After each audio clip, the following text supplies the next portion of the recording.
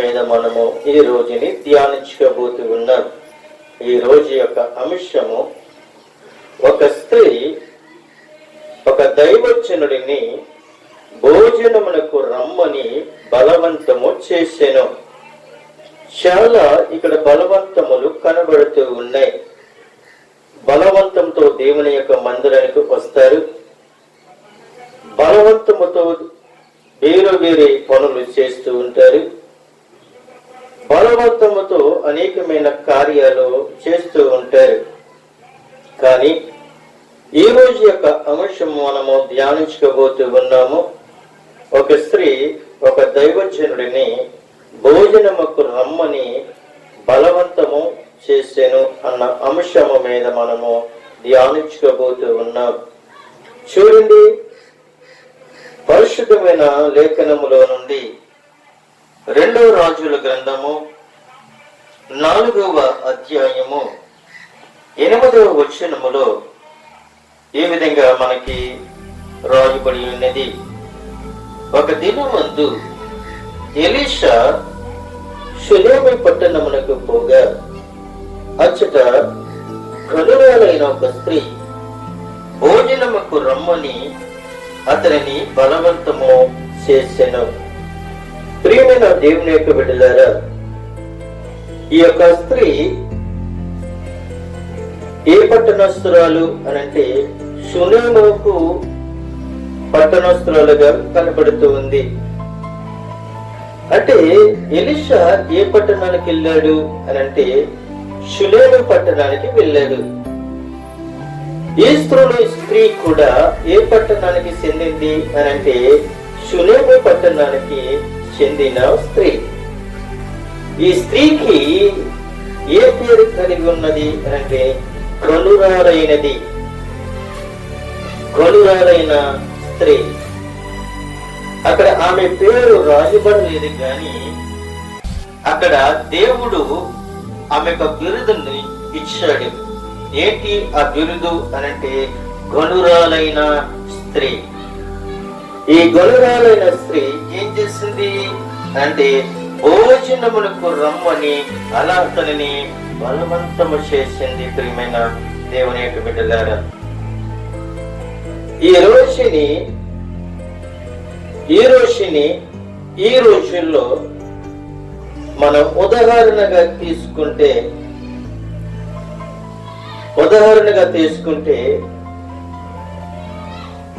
చాలా చాలా చాలా రకాలైన బంధువులు మనకి కనబడుతూ ఉన్నారు. చాలా రకాలైన స్నేహితులు మనకి కనబడుతూ ఉన్నారు. చాలా రకాలైన కుటుంబాలు మనకి కనబడుతూ ఉన్నాయి. ఇక్కడ గనురాలైన స్త్రీ ఒక దైవజనుడిని భోజనమునకు రమ్మని బలవంతం పెడుతూ ఉంది. ఆ దైవజనుడిని బతిమాలుతూ ఉంది. ఆ దైవజనుడు తన ఇంటికి ఆహ్వానించుకుంటూ ఉంది. ఆ దైవజనుడిని గౌరవిస్తూ ఉంది. ఆ దైవజనుడిని ప్రేమిస్తుంది. ఆ దైవజనుడిని భోజనములకు రమ్మని బలవంతముగా పిలుస్తుంది. బలవంతంగా భోజనానికి పిలుస్తుంది. ప్రియమైన దేవునికి బిడ్డలారా, ఒక ఉదాహరణగా మనం చూసుకుంటే, ఎవరైనా మీ బంధువులైనా కావచ్చు, నా బంధువులైనా కావచ్చు, నీ స్నేహితులైనా కావచ్చు, నా స్నేహితులైనా కావచ్చు, ఎవరైనా కావచ్చు,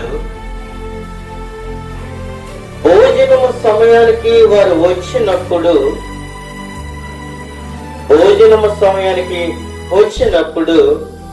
ఆ వ్యక్తికి భోజనం పెట్టి తృప్తిపరిచి నువ్వు పంపిస్తావా? లేక భోజనము సమయానికి వచ్చిన ఆ వ్యక్తిని నీవు పంపించేస్తావా? నేనంటే నువ్వు ప్రియమైన దేవునికి బిడ్డలారా, భోజనము సమయానికి వచ్చినప్పుడు మనము భోజనము పెట్టి ఆ వ్యక్తిని తృప్తిపరిచి మనం పంపించితే ఆ వ్యక్తి మన పట్ల సంతోషిస్తాడు. ఇంకొక విషయం మనం జ్ఞాపకం చేసుకున్నట్లయితే సాయంకాల సమయంలో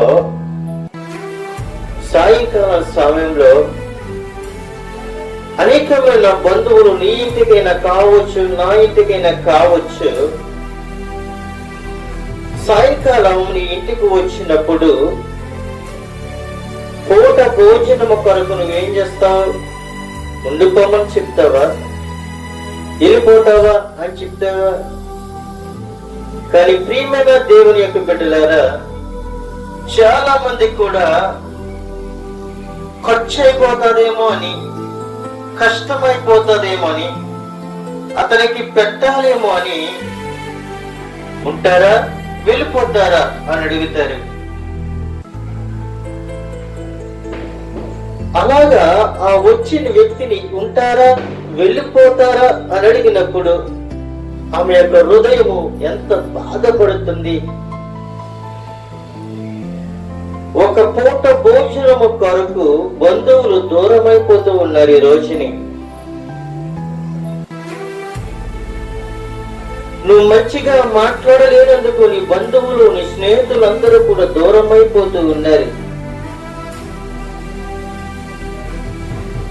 నీ స్నేహితులతో కావచ్చు, నీ బంధువులతో కావచ్చు, నీ ఇంటి పక్క వారితో కావచ్చు, నువ్వు ప్రేమగా మాట్లాడలేనప్పుడు వారు నీకు దూరం అయిపోతారు.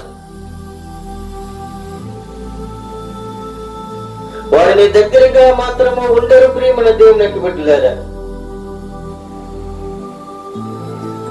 నువ్వు భోజనానికి పిలవలసిన పని లేదు, గ్లాసులు మంచినీళ్ళు ఇవ్వాల్సిన అవసరం లేదు, గ్లాసులు టీ ఇవ్వాల్సిన అవసరం లేదు.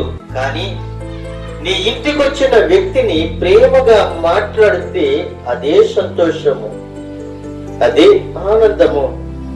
అంతేగాని నీ ఇంటికి వచ్చిన వ్యక్తిని నువ్వు ఉంటావా, వెళ్ళిపోతావా అని అడిగినప్పుడు అతని హృదయము ఎంత కలవరపడుతుంది, ఎంత బాధపడుతూ ఉంది, ఎంత సిద్ధపడుతూ ఉంది.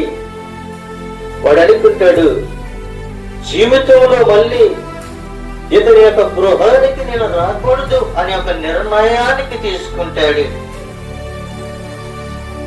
చూడండి ప్రియమైన దేవునికి బిడ్డలారా, ఈ రోజు బంధుత్వాలు ఎలాగున్నాయి అని ఒకసారి ఆలోచన చేసుకుంటే, ఈ రోజు బంధుత్వాలు ఎలాగున్నాయని మనం జ్ఞాపకం చేసుకుంటే, నీవు ధనవంతుడు అయితే నీ ఇంటికి అందరూ వస్తారు. ఇంకో విషయం మనం జ్ఞాపకం చేసుకోవాలి. నువ్వు ఎప్పుడు జ్ఞాపకం వస్తావో తెలుసా? నీ ఇంటిలో ఏదన్నా కార్యక్రమం జరిగినప్పుడు గాని, లేదంటే ఒక పెళ్లి రోజు గాని, ఒక పుట్టినరోజు గాని, ఏదో ఒక వివాహము గాని, ఏదైనా మెచ్యూర్ ఫంక్షన్ గాని జరిగినప్పుడు ఆ బంధువులు గుర్తొస్తారు. ఎందుకో తెలుసా? అక్కడ జరిగే కార్యక్రమంలో ఎంతమంది బంధువులు నాకు ఉన్నారు అని చెప్పుకోవడానికి. కానీ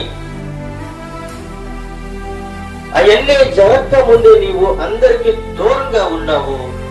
నీ సమయం వచ్చినప్పుడు అందరినీ కూడా పిలవటానికి వస్తూ ఉన్నావు. అది దేవునికి ఇష్టము కాదు అని ప్రభు చలవిస్తూ ఉన్నాడు ఈ రోజుని.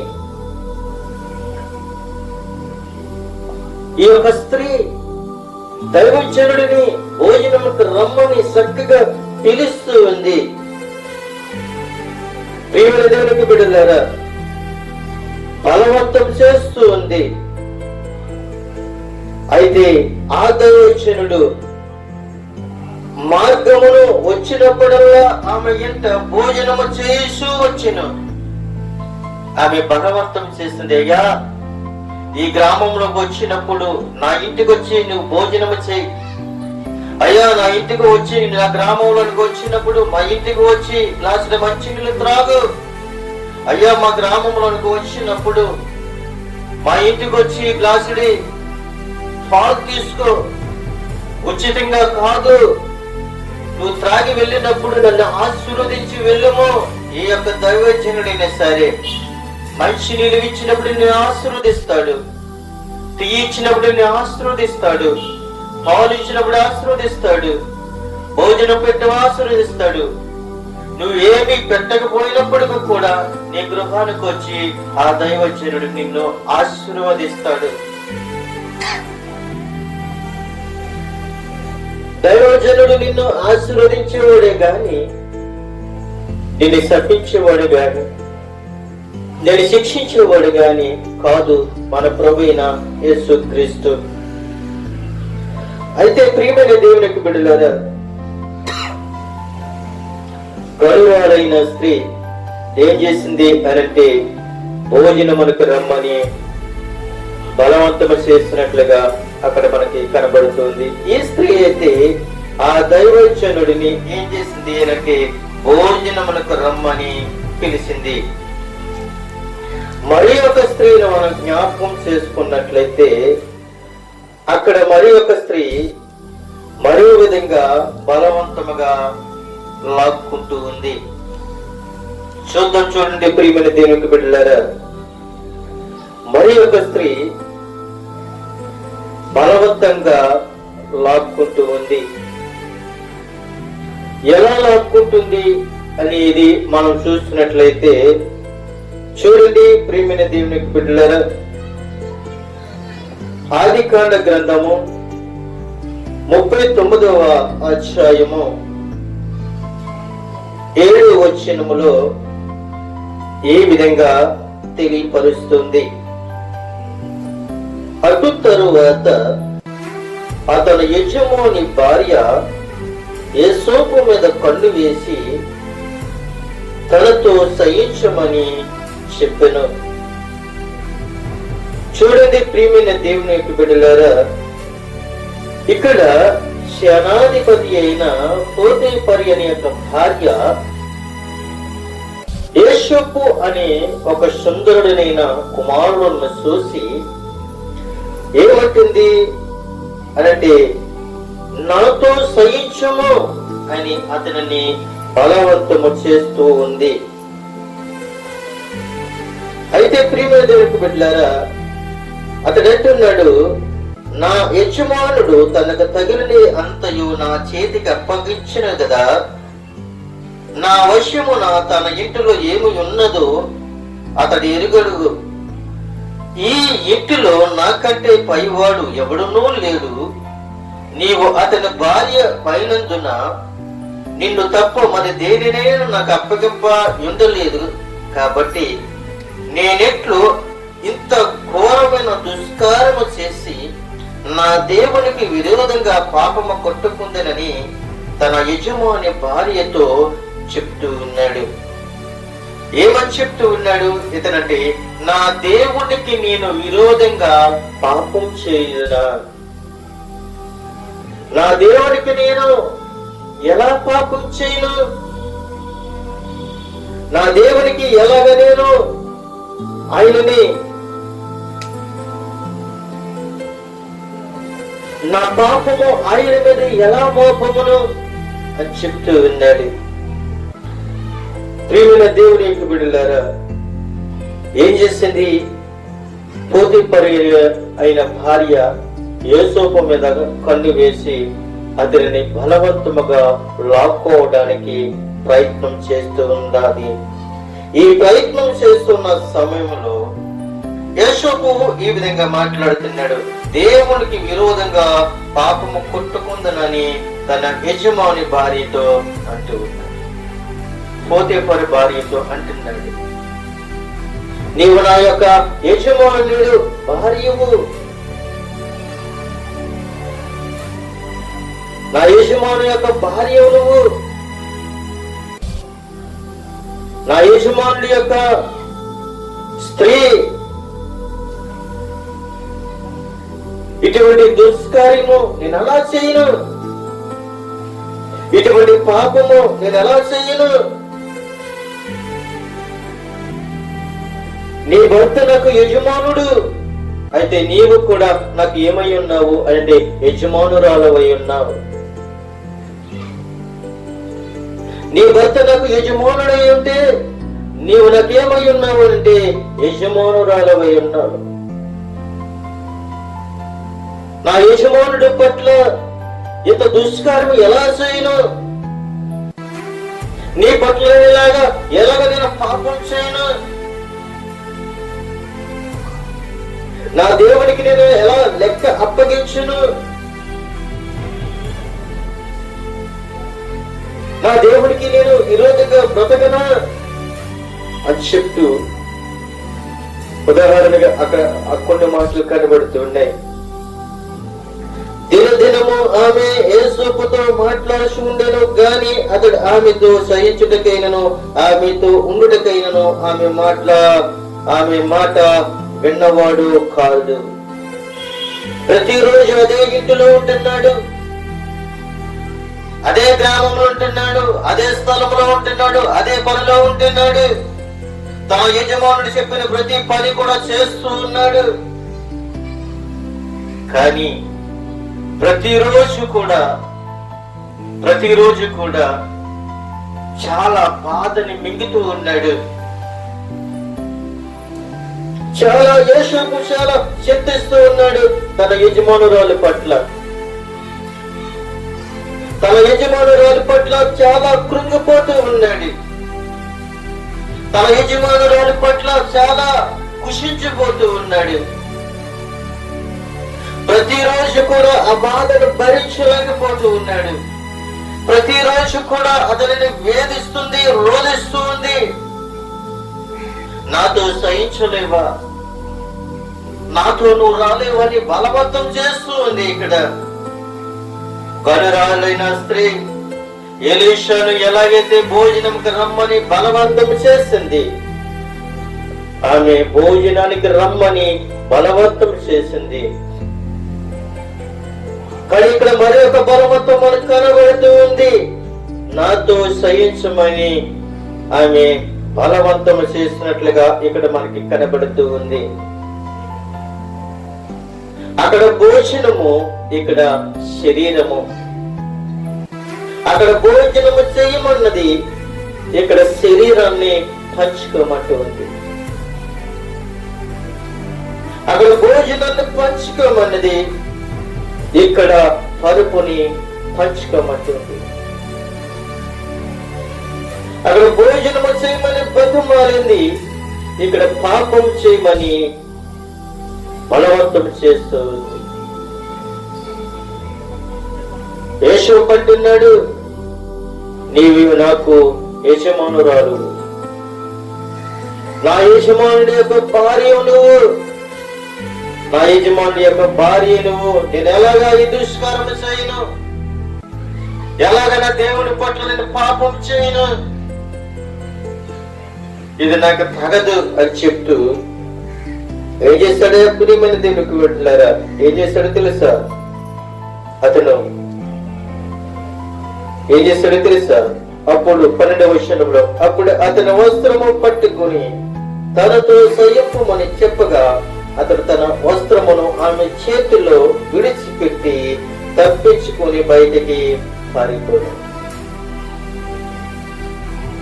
బలవంతం చేస్తూ ఉంది స్త్రీ. బలవంతం చేస్తున్నప్పుడు ఆమె యొక్క భుజము మీద ఉన్న తన యొక్క వస్త్రాన్ని ఆమె చేతిలో విడిచిపెట్టేసి యేసు బయటికి పారిపోయాడు. ప్రతిరోజు హింసపడ్డాడు, ప్రతిరోజు కృంగిపోయాడు, ప్రతిరోజు చాలా వేదన పడ్డాడు. ప్రతి దినము వేధింపే. కానీ యేసుకు పాపం చేయటానికి ఇష్టపడలేదు. యేసుకు తన వస్త్రాన్ని తన చేతిలో విడిచిపెట్టి బయటికి పారిపోయాడు.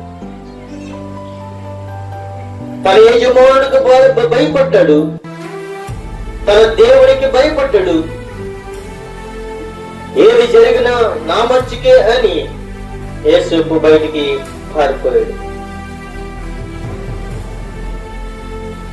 ప్రతిరోజు కూడా భయపడుతూ లాస్ట్ కి బయటికి పారిపోయాడు. అక్కడ తన శరీరాన్ని పంచుకోలేదు, తన వస్త్రాన్ని పంచుకోలేదు, తన పరుపును పంచుకోలేదు, కానీ దేవునికి భయపడి బయటికి పారిపోయాడు.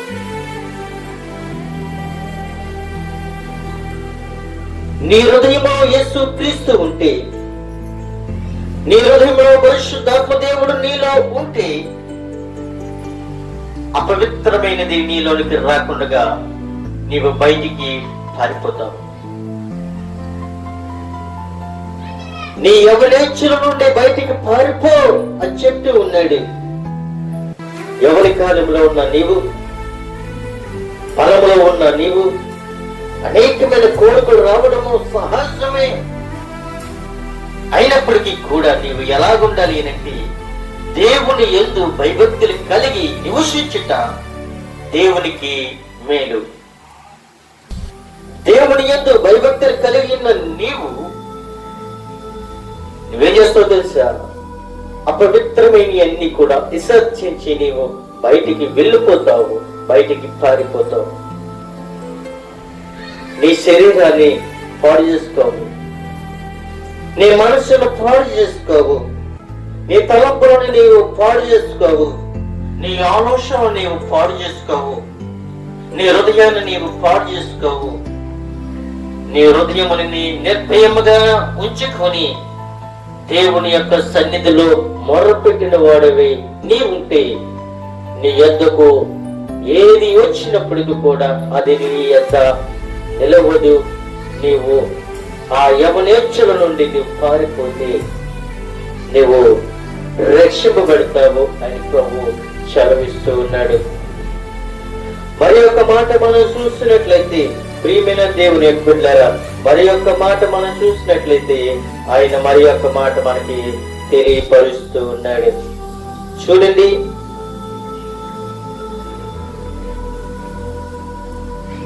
అమ్నోను ఆమెను అనగా తామారును బలవంతము చేసినట్లుగా ఇక్కడ మనకి తెలియపరుస్తూ ఉన్నాడు.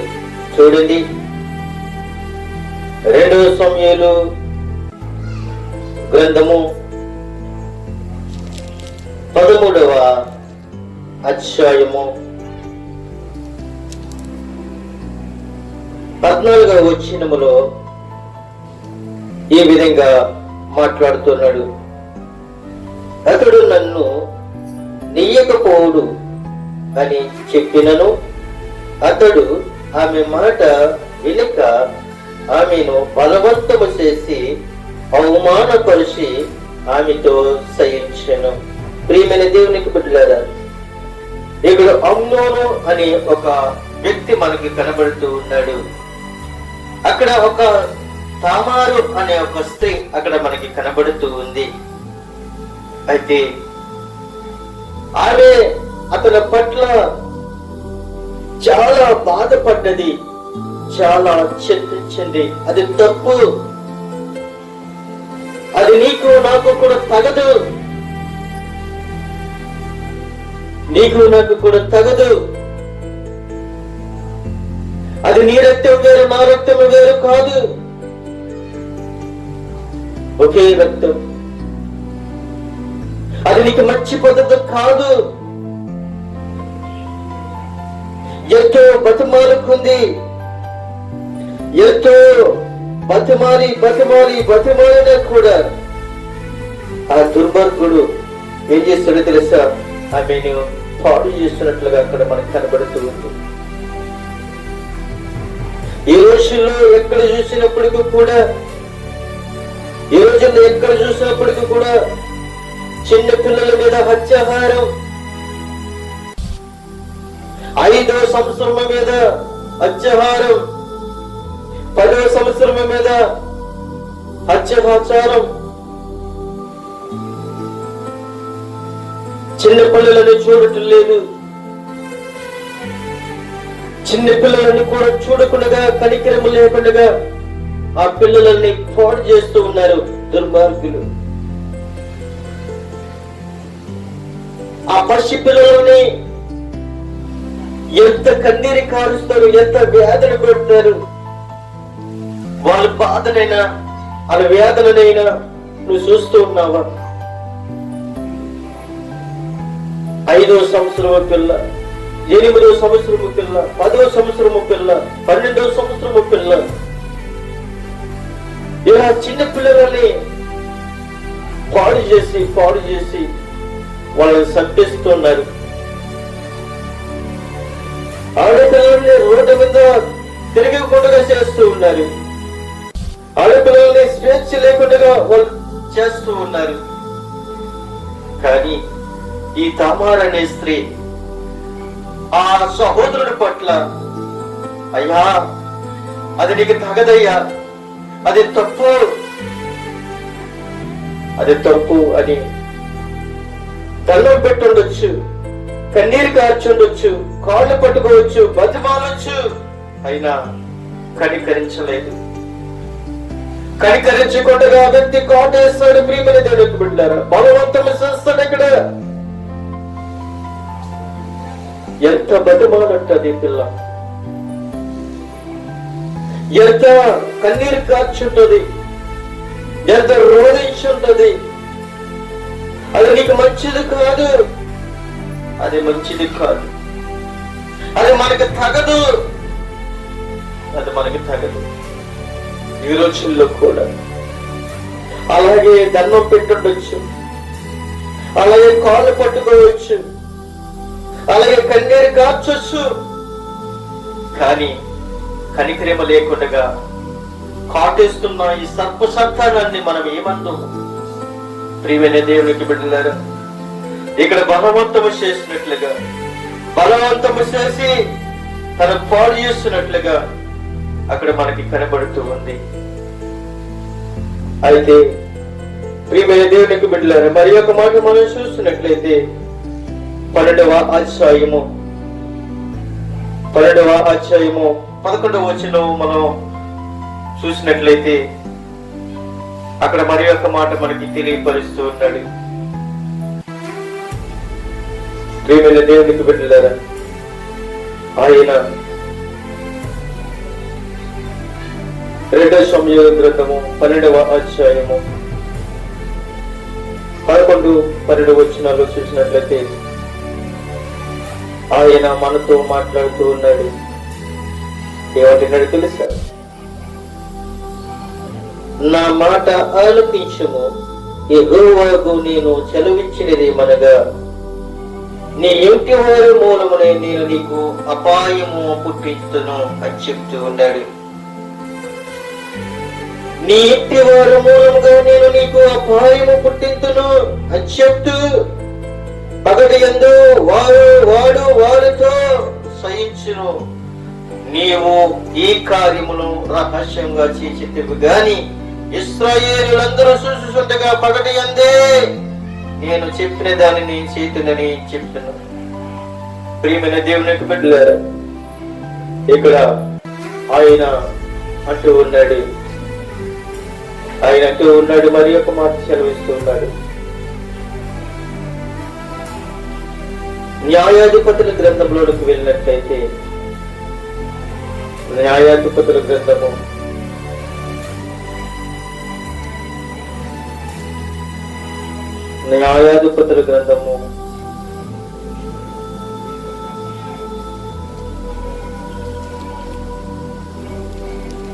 19వ అధ్యాయము 7వ వచనంలో చూసినట్లయితే మరి ఒక మాట మనకి చదివిస్తూ ఉన్నాడు. అతడు వెళ్ళుటకు లేచినప్పుడు అతని మామ బలవంతము చేయగా అతడు ఆ రాత్రి అక్కడే నుండెను. ఏం చేశాడండి? ఇక్కడ ఒక వ్యక్తి అనగా మామ అల్లుళ్ళ యొక్క సంభాషణ ఇక్కడ కనబడుతూ ఉంది. అతడు వెళ్ళుటకు లేచినప్పుడు అతని మామ బలవంతము చేయగా అతడు రాత్రి అక్కడే నుండెను. అల్లుడు తన అత్తవారింటికి వెళ్ళినప్పుడు అత్తవారింటికి వెళ్ళినప్పుడు తన మామగారితో అల్లుడంటూ ఉన్నాడు, అయ్యా నేను వెళ్ళిపోతాను అని చెప్తూ ప్రయాణం అవుతున్నాడు. ప్రయాణం అవుతూ ఉంటే అతడంటూ ఉన్నాడు, నీవు ఇప్పుడొద్దు, ఇప్పుడు వద్దు, ఈ రాత్రికి ఇక్కడే ఉండు, ఈ రాత్రికి ఇక్కడే ఉండండి. తన అల్లుడిని బతుమాలుకుంటున్నాడు తన మామగారు. అల్లుడి పట్ల తనకు మామకున్న బాధ్యత, కూతురు భర్త సంతోషంగా ఉండాలని తన యొక్క మామగారు తన యొక్క బాధ్యతను అంటున్నాడు, ఈ రాత్రికి ఇక్కడే ఉండు. ఈ రోజులో ఒకసారి ఉదాహరణగా మనం జ్ఞాపకం చేసుకున్నట్లయితే, అల్లుడు అత్తవారింటికి వెళ్ళినప్పుడు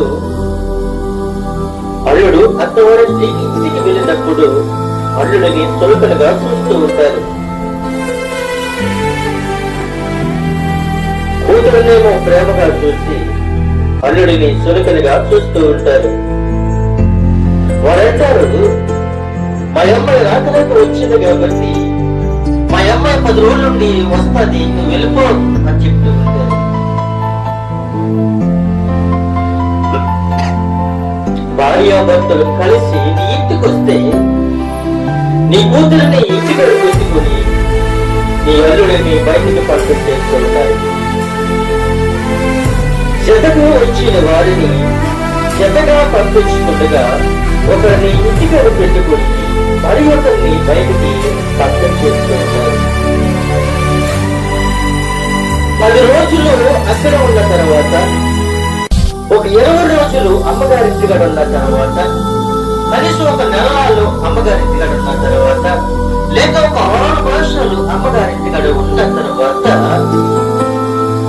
కొన్ని సమస్యలు ఎదురైనప్పుడు ఇంటికి వచ్చిన తర్వాత ఇతని ఆలోచన మారిపోయి, తన నడవడికన మారిపోయి, తన భార్యను పట్టించుకోలేనప్పుడు భార్య అంటది, ముందుకున్న ప్రేమ ఇప్పుడు లేదు ఏ అని అడుగుతుంది. ముందు నన్ను సంతోషంగా చూసిన వాడు ఈ రోజు నన్ను ఎందుకని సంతోషంగా చూడట్లేదు, దానికి కారణమేమిటి ఏ అని అడుగుతుంది, నిలదీస్తుంది. నిలదీయడానికి కారణము లేదు. ఎందుకంటే నీవు భార్య భర్తలు కలిసి నీ ఇంటికి వస్తే, నీవు మీ అమ్మగారింటిగా ఉండిపోయి నన్ను ఒంటరిగా పంపించేస్తావు, అప్పుడు కనపడలేదా నిలదీయడానికి? నువ్వు మీ అమ్మగారింటిగా నుంచి రాకుండా నెల ఉండి 2 నెలలు 3 నెలలు 6 మాసాలు ఉన్న తర్వాత ఉండి ఈ రోజు నువ్వు ఇంటికి వచ్చి నన్ను చూడలేదే, నన్ను పట్టించుకోవట్లేదే, నన్ను గౌరవించట్లేదే అని నిలదీస్తూ ఉన్నాను. ఈ రోజు నీ జీవితాన్ని పాడు చేసుకోవడానికి కారణము నీవే.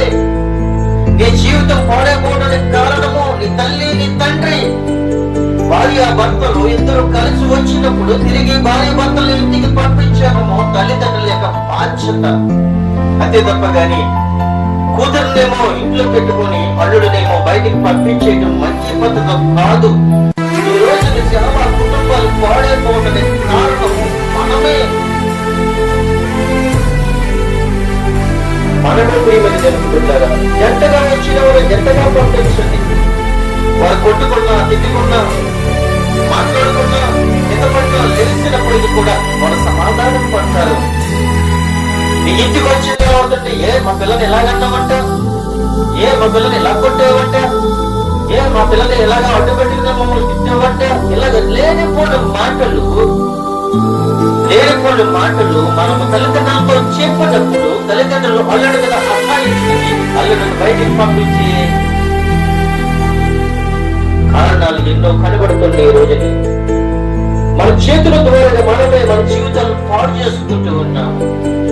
కానీ ప్రియమైన దేవునికి బిడ్డలారా, అలాగా ఇక్కడ తన మామగారు ఏం చేస్తున్నారు తెలుసా? వెళ్ళొద్దు, నువ్వు వెళ్ళొద్దు, ఈ రాత్రికి ఇక్కడ ఉండకు, ఉదయాన్ని వెళ్ళి తన అల్లుడు పట్ల తనకు మామకున్న బాధ్యతని తనని నెరవేర్చుకున్నాడు. అయ్యా నువ్వు వచ్చావు, నువ్వు రోజు ఉంటావో, 2 రోజులు ఉంటావో, 3 రోజులు ఉంటావో, నెల ఉంటావో, 2 నెలలు ఉంటావో, సంవత్సరం ఉంటావో, నువ్వు ఉండవు, ఇది ఇల్లే అని ఒక భరోసాను ఇచ్చినట్లయితే నీ అల్లుడు నిన్ను తల్లిదండ్రుల కంటే అటుమికలుగా చూస్తాడు. అంతేగాని నీ ఇంటికి వచ్చిన అల్లుడిని దుర్భాషలు మాట్లాడి అవమానపరిచి అతను పంపించినప్పుడు రేపొద్దున మళ్ళీ అదే పరిస్థితి, నా అల్లుడు నన్ను పట్టించుకోవట్లేదు, నా అల్లుడు నన్ను చూడటం లేదు, ఇలా చెప్పుకోవటము తప్పు. ఎందుకంటే తెలుసా, నీ అల్లుడు నీ ఇంటికి వచ్చినప్పుడు గౌరవించినప్పుడు రేపొద్దు నిన్ను ఎలా గౌరవిస్తాడు? ప్రియమైన దేవునికి బిడ్డలారా, కానీ ఇక్కడ మనం చూసినట్లయితే తన యొక్క మామగారు తన అల్లుడు పట్ల ప్రేమ చూపించి, అయ్యా ఈ రాత్రికి ఇక్కడే ఉండు మరి యొక్క మాట చూసినట్లయితే ప్రియమైన దేవునికి బిడ్డలారా, ఆయన మరి యొక్క మాట మనకి చదివిస్తున్నాడు. చూడండి, యోగు గ్రంథము 32వ అధ్యాయములో 18వ వచనములో ఒక మాట మనకి కనబడుతూ ఉంది.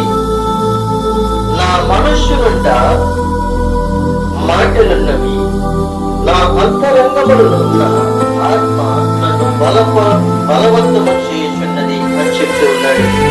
నా అంతరంగములున్న నా ఆత్మ నన్ను బలవంతము చేయుచున్నది. ఏ ఆత్మ ఇది? అంతరంగములో ఉన్న ఆత్మ యోబుని బలవంతము చేయుచున్నది అని చెప్తూ ఉన్నాడు. దేవుని యొక్క ఆత్మ నీ అంతరంగంలో ఉందా? దేవుని యొక్క ఆత్మ నీ హృదయములో ఉందా? దేవుని యొక్క మాటలు నీ నాలుకలో ఉండవా? దేవుని యొక్క తలపులు నీ యొక్క ఆలోచనలు ఉన్నవా అని మనము జ్ఞాపకం చేసుకోవాలి. ప్రియమైన దేవుని బిడ్డలారా, ఇక్కడైతే ఉన్నాడు, నా అంతరంగమున ఆత్మ బలవంతము చేయుచున్నది. ఇక్కడ యోబు 32వ అధ్యాయము 18వ వచనములో తెలియపరుస్తున్నాడు. చూడండి, మరి ఒక మాట మనం చూసినట్లయితే, ఒకడు మైలు దూరము రమ్మని నన్ను బలవంతము చేసిన ఎడల వానితో కూడా 2 మైలు దూరము వెళ్ళుము అని చెప్తున్నాడు. ప్రియమైన దేవుని బిడ్డలారా, ఇక్కడ యేసుక్రీస్తు ప్రభువు వారు అంటున్నాడు, ఒకడు మైలు దూరం రమ్మని నిన్ను బలవంతము చేసిన ఎడల, ఒకడు మైలు దూరం రమ్మని నిన్ను బలవంతము చేసిన ఎడల ఏమంటాడు? వాడితో కూడా 2 మైలు దూరము వెళ్ళము. మత్తయి సువార్త 5వ అధ్యాయము 41వ వచనంలో ఇక్కడ ఈ విధంగా ప్రభువైన యేసుక్రీస్తు తెలియపరుస్తున్నాడు. ఒకడు నిన్ను రమ్మని బలవంతము చేస్తున్నప్పుడు, రాత్రికాల సమయంలో కావచ్చు, పగటి సమయంలో కావచ్చు, ఏ మనోజముడు కావచ్చు, ఏదైనా కావచ్చు, భయభక్తులు రమ్మన్నప్పుడు చీకటి ఉంది, నాకు కొంచెం భయముగా ఉంది, నాకు తోడుగా అని పిలిచినప్పుడు వాడికి తోడుగా వెళ్ళు. వాడు బలవంతంగా పిలిచినప్పుడు వెళ్ళు, అంతే తప్ప గాని నేను రాను నువ్వు పో. చాలా మంది కూడా భార్య భర్త పిలుస్తుంది, అయ్యా కొంచెం నాకు తోడుగా వచ్చి నా భర్త నిల్చో అని చెప్పినప్పుడు వెళ్ళు. అంత భయము నిన్ను వేధిస్తూ ఉందా? నేను దేవమిత్రాలు కదా, ఎల్లు. నీ భార్య నిన్ను ఎందుకని బతుమారుతుంది, ఎందుకని బలవంతం చేస్తుందో నీకు తెలియటం లేదా? వచ్చిన పక్క నుంచో చెప్పినప్పుడు పక్క నుంచో లేవా నువ్వు? ప్రియమైన దేవుడికి బిడ్డలారా, ఎదురంటూ ఉన్నాడు ప్రభువైన యేసుక్రీస్తు అన్నాడు, ఒకడు మైళ్ళ దూరం రమ్మన్నప్పుడు నీకు బలవంతం చేసి అడిగా వాడితో కూడా 2 మైళ్ళ దూరం వెళ్ళు.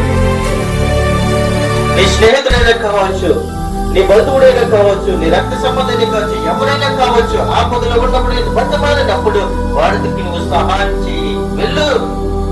వాడు బతమాలుతున్నప్పుడు వెళ్ళు. ఆపద బాధలో ఉన్నప్పుడు 10 రూపాయలు సహాయం చేయబడి బతిమాలినప్పుడు నువ్వు ఇవ్వు.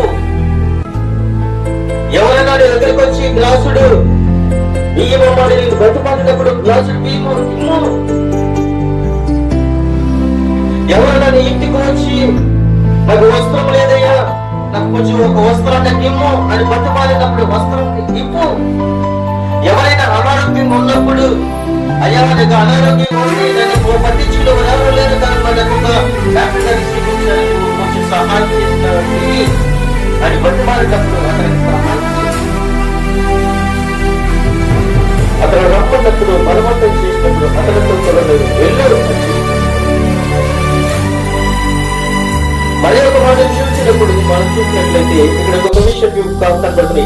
యేసు శిష్యులను దోణి ఎక్కి తనకంటే ముందుగా అందరికి వెళ్ళమని యేసు బలవంతం చేస్తూ ఉన్నాడు. నాకంటే ముందుగా మీరు వెళ్ళండి, నాకంటే ముందుగా మీరు వెళ్ళండి. ఎక్కడికి వెళ్ళమంటున్నారు? ఎక్కడికి వెళ్ళమంటున్నారు అంటే అక్కడికి వెళ్ళమంటున్నాడు. ఏమి ఎక్కి వెళ్ళమంటున్నాడు అంటే దోణి ఎక్కి వెళ్ళండి అంటున్నారు.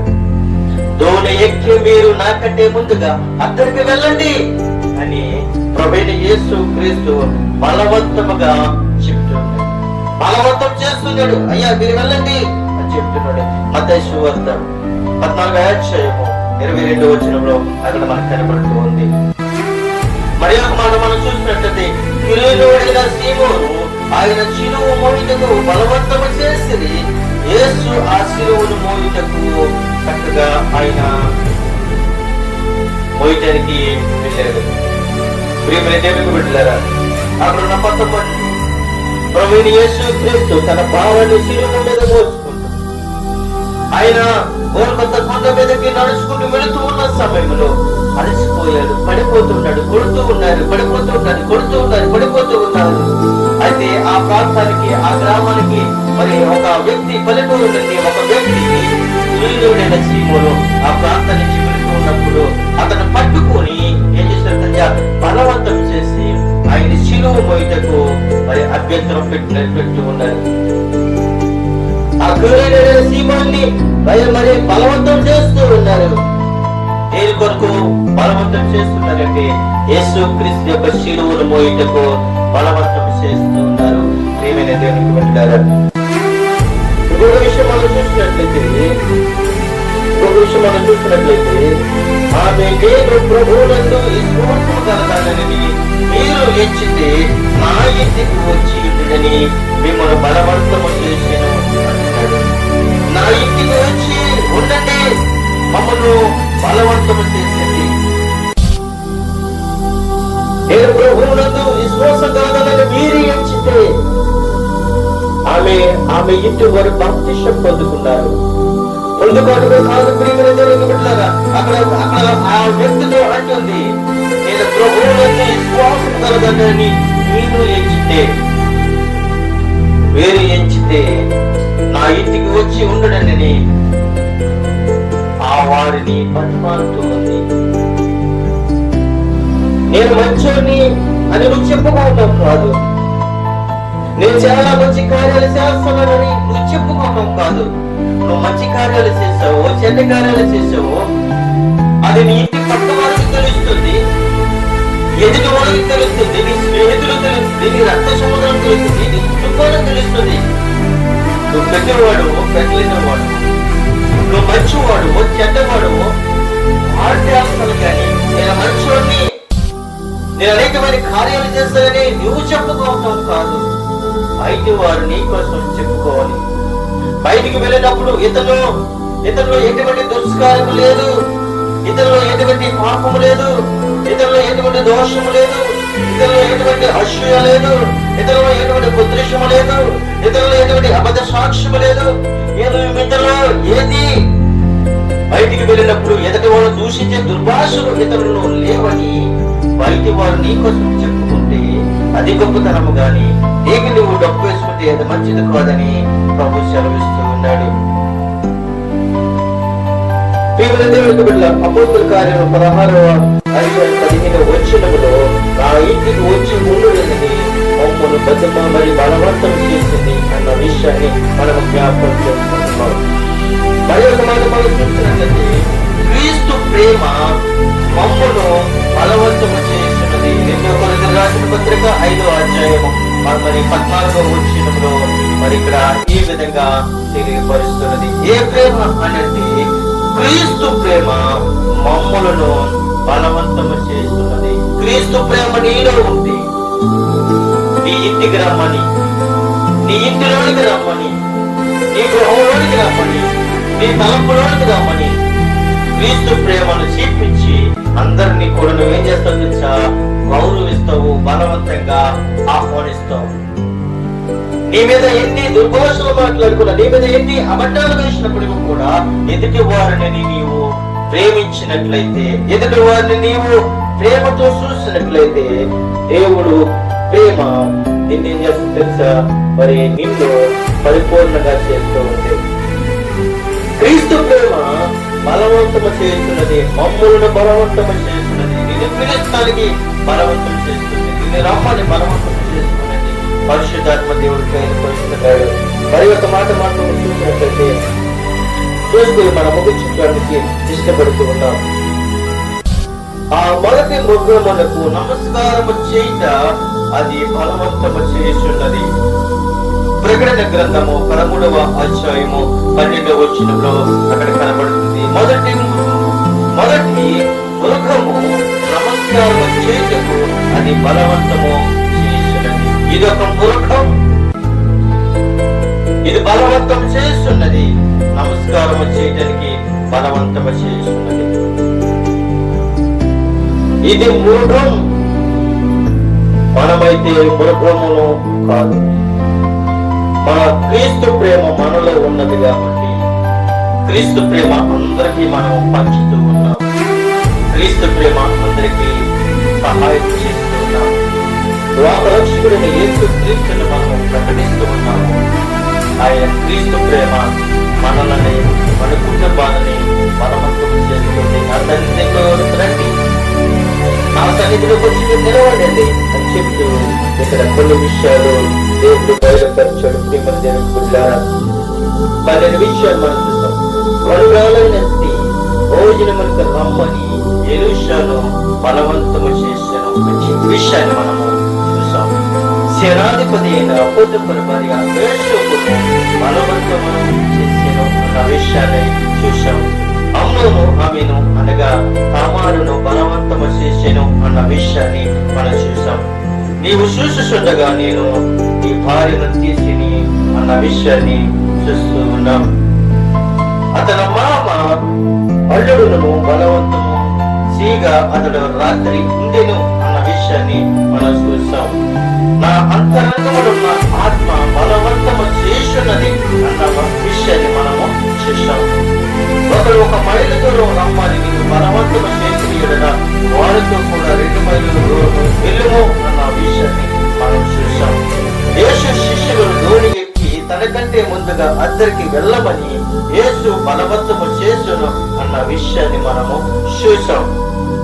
అలాగే గురులేరున్న సీమోనును ఆయన శిలువు మోయుటకు బలవంతము చేసి యేసు శిలువును మోయుటకు వెళ్ళినట్లుగా అక్కడ మనము చూస్తాం. ప్రియమైన దేవుని బిడ్డలారా, 10వ విషయంలో మనం చూసినట్లయితే ఆమె నేను ప్రభువునందు విశ్వాసము కలదానని మీరు ఎచ్చితే నా ఇంటికి వచ్చి ఉండుడని మమ్మల్ని బలవంతము చేసెను అన్న విషయాన్ని మనం చూసాము. ప్రియమైన దేవుని బిడ్డలారా, క్రీస్తు ప్రేమ మమ్మల్ని బలవంతము చేస్తున్నది అన్నది మనము మరి 11వ విషయంగా మనం చూస్తూ ఉన్నాం. 12వ విషయాన్ని ఆ మొదటి మృగమునకు నమస్కారం చేయుటకు అది బలవంతము చేస్తున్నదని ప్రకటన గ్రంథము 13వ అధ్యాయము 12వ వచనములో ఈ యొక్క బలవంతము గురించి మనము నేర్చుకుని ఉన్నాం. ప్రియమైన దేవుని బిడ్డలారా, ఇక్కడ అంశము ఏమిటి అంటే భోజనమునకు రమ్మని కనురాలైన స్త్రీ అతనిని బతిమాలెను అన్న విషయాన్ని మనము చూస్తాం. ఈ మాటలు వింటున్నా దూర దేశస్తులు, దేశ దేశస్తులు, అనేకమైన ప్రాంతములున్న వారు, గ్రామంలో వారు ప్రతి ఒక్కరు కూడా ఈ మాటలు వింటున్న ప్రతి ఒక్కరు కూడా దీవెనికరంగా ఆశీర్వదకరంగా ఉండాలని కోరుకుంటూ నా మాటలు ముగిస్తూ ఉన్నాను. కొద్ది మాటలు దేవుడు దీవించి ఆశీర్వదించును గాక. ఆమె ప్రార్థన చేసుకుందాం. త్వరలో వచ్చినట్లయితే సకల ఆస్తులకు కారణభూతుడైన పర్లోకపు తండ్రి, నీ ఘనమైన నామమునకు లెక్కన స్తోత్రాలు చెల్లిస్తూ ఉన్నాం. ఈ మధ్యాహ్నకాల సమయంలో ప్రభా, వలురాలైన స్త్రీ ప్రభా, నీ దైవజనుడిని భోజనముకు రమ్మని బలవంతము చేసెను. ప్రభా, అతను వచ్చినప్పుడల్లా భోజనము చేసుండెను. ప్రభా, అట్టి విధంగా నా తండ్రి 12 విషయాలు మాకు బయలుపరిచినందుకు మీకు వందనాలు. ఈ మాటలు వింటున్న ప్రతి ఒక్కరికి కూడా మంచి ఆలోచన కలిగి దేవుడు నాతో మాట్లాడి ఉన్నాడు అని తన జీవితాన్ని మార్చుకుని ఈ సన్నిధులకు తిరిగి ఈ సన్నిధుల గొప్ప సాక్షి చెప్పడానికి కృప చూపించి సహాయం చేయండి. వెనగల చెవులను గ్రహించే మనసును అర్థం చేసుకున్న ధ్యాని బిడ్డలందరికీ దయచేయండి. ప్రభా, ప్రతి ఒక్కరికి కూడా నీ యొక్క జ్ఞానము, నా ప్రభా క్రీస్తు ప్రేమ ప్రభా మాలో నింపండి. నీ పరిశుద్ధాత్మను మాలో నింపండి. నీ పరిశుద్ధాత్మ అభిషేకముతో మమ్మల్ని అభిషేకించండి. నా తండ్రి, నీ రాకడ ఆలస్యమయ్యుండి మరి అభిషేకం అందరూ కూడా కలుసుకుని భయపరుచుని గర్భపరుచుకునే మార్గం మాకందరికీ అనుగ్రహించి మీరు భయం పొందుకుంటారని మీరు ముందు నుంచి మమ్మల్ని నడిపించండి. నీ తన మాకు తోడుగా ఉంచండి. మనుషులను దీవించండి, ఆశీర్వదించి మీరే మహిమయో ఘనతయో పొందుకుంటారని యేసు క్రీస్తు నామములో అడిగి మీరు ప్రార్థించుకుంటున్నాం పరమ తండ్రి. ఆమేన్. ఆశీర్వాద ప్రార్థన. తండ్రైన దేవుడైన నీ కుమారుడైన కృప, పరిశుద్ధాత్మ సహవాసము ఇప్పుడు ఎల్లప్పుడూ వల్లకు పరిశుద్ధులకును, కూడి వచ్చిన బిడ్డలకును, రాగని బిడ్డలకును, ఈ పరలోక పరిశుద్ధులకును, ఈ పరిశుద్ధాత్మకును ప్రార్థన మందిరంలో ఈ భాషల మీద భాషల యొక్క పరిశీలనను సదాకాలము తోడైండును గాక. ఆమె రక్తమే జయం, ప్రవేశ రక్తమే జయం, ప్రవేశం గాక. ఆమేన్.